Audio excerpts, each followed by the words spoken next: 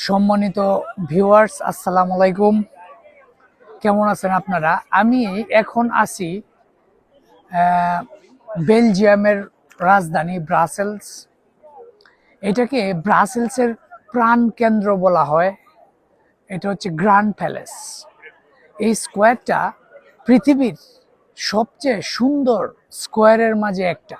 এইখানে যদি আমি না আসতাম আগে, আমি এটা কখনো কল্পনাও করতে পারতাম না।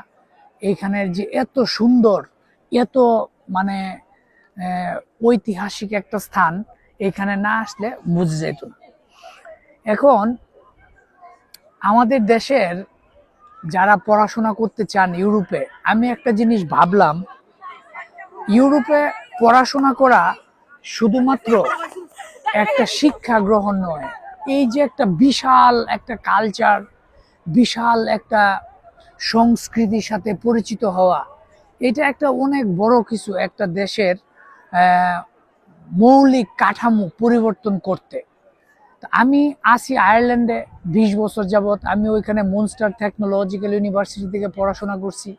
আয়ারল্যান্ড সহ ইউরোপ, আমেরিকা অনেক দেশে আমি দীর্ঘ 20 বছরের অভিজ্ঞতা। আমি জানি একটা স্টুডেন্টদেরকে কিভাবে ইন্সপায়ার করা যায়, তারা কি চায়।